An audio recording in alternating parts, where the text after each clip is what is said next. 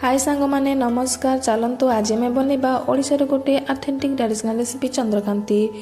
यह पुरीर प्रभु श्री जगन्नाथ छप्पन भोगर मध्य गोटे। यार ना जमीती यह खाइबा से टेस्टी लगी थाए। यह मुग डाली बना जाए से देखु मुझे गोटे गिना मुग डाली को 4 ରୁ 6 घंटा बतरे नहीं चोपा छड़े भल भाव में धोई नहीं। गोटे गिना मुग डाली एठी मु अध गिना अरुआ चाउल यूज करुच्ची एवं अध गिना चीनी 2-4 अलैची को गुंड कर नहीं जाइए एवं गोटे चामच गुआ घी स्वाद अनुसार लुण। एबे चलते गोटे मिक्सी जार ना से चाउल एवं मुग को आड कर गोटे दरदरा पेस्ट बनवा। बेसी फाइन पेस्ट करें टी दरदरा कर बाटे। आउ हाँ ये देखो देसी मुग को चोपा छोड़ी भल भाव धोईक नहीं जाइए। आपड़ चाहिए जो मार्केट रू मिलूँ मुग डाली यूज करेंगे। एथिरे पानी जमारू देबेनी मुगर जो पानी थाए सेथिरे हेजिबो। देखंतु एठी हम बैटर टी रेडी हेजी। बैटर कंसिस्टेंसी एमती रहबा दरकार, बेसी पतला नुहे कि बेसी मोटा नुहे। चलंतु एबे हम रेसिपीटा स्टार्ट करबा। सेथि में देखंतु म एठी गोटे गिना पानी नै जाउछि। एथिरे स्वाद अनुसार लुण आउ 2-4 अलैच पकई दबा एवं चीनी को दे याको भल भाव गोळै नबा, जा फल कि चीनी पानी सहित भल भाव मिसी जिवो।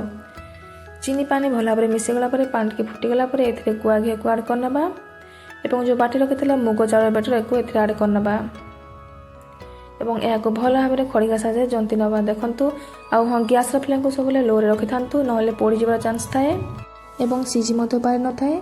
सेति हमको सब गैस फ्लेम को लो रे रखि हमको जंतीबा को पड़िबो।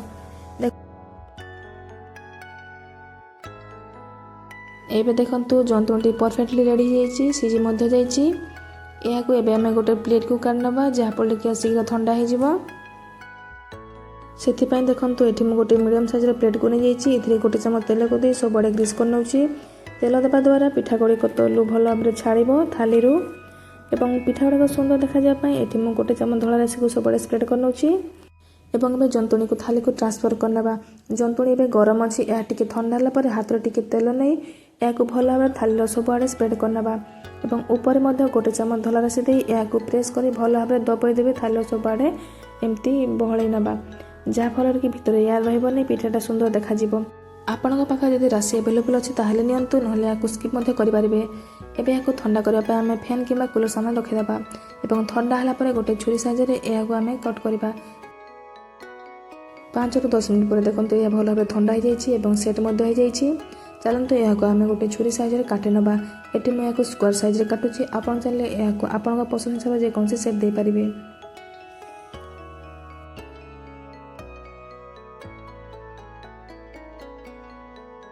चलते ये मुझे गोटे पीस आपको काढ़ी देखा केमती परफेक्टली थाली छाड़ुची एवं सॉफ्ट होइची।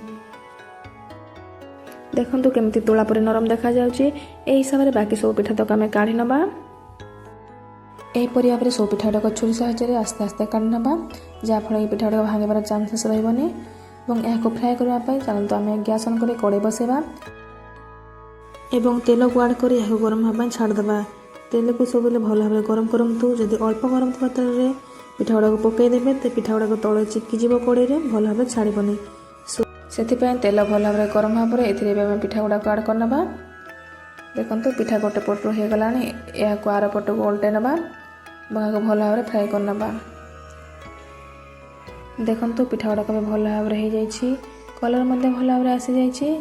यह गोटे प्लेट को काढ़ नवा एवं रेसिपी यदि भल लगी थे या आपण मैंने घर निश्चय बन खातु और केमती लगे मत कमेंट माध्यम जनातु एवं मो चैनल को लाइक सब्सक्राइब शेयर कर दिंतु। जय जगन्नाथ।